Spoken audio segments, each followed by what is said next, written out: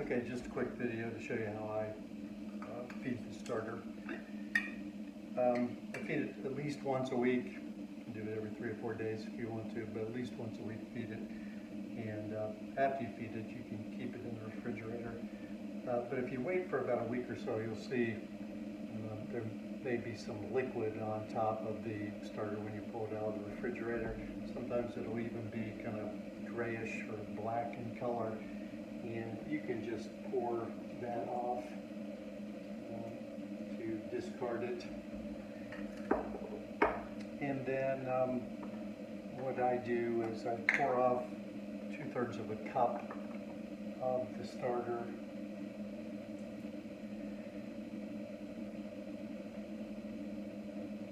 Like this.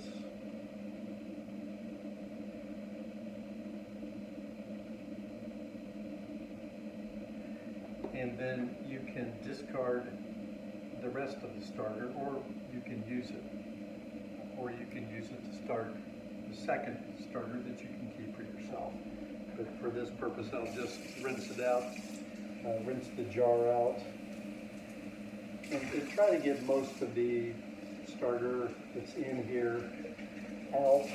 It doesn't have to be perfectly clean, but you want to get the things that are the starter that's along the bottom out of there. You can use a little scraper if you want to of some kind to get some of the starter off of the walls of the jar.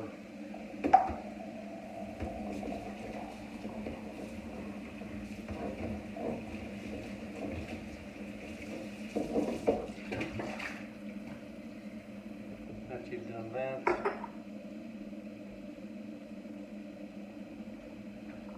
I pour the starter, the 2/3 of a cup starter back into the jar.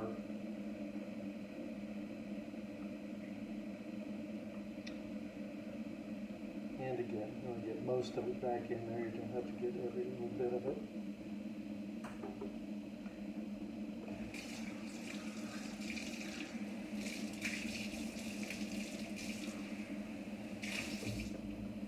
And then add 1/3 of a cup of wheat flour.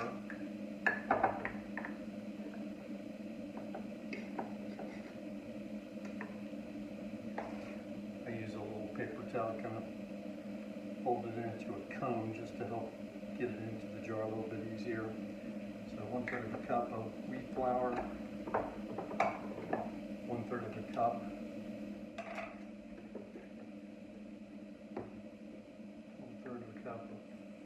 unbleached white flour,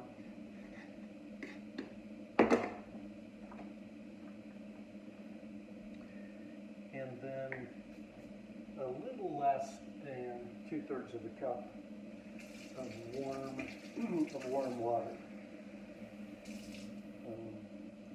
Again, it's not quite to the top of the 2/3 cup, so just a bit less than that. Pour that in. Stir it up well, and then mix all the starter together with the fresh flour on the bottom of it and the sides of it.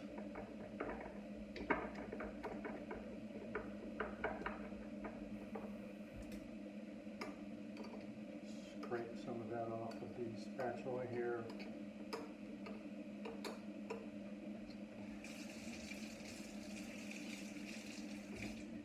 I scrape down the sides just so it's easier to see the line where the starter is.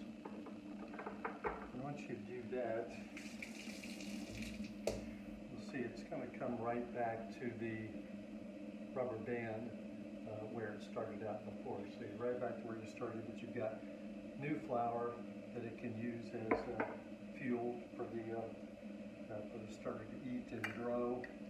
And then put the lid back on it. I don't screw it all the way on, kind of loosely.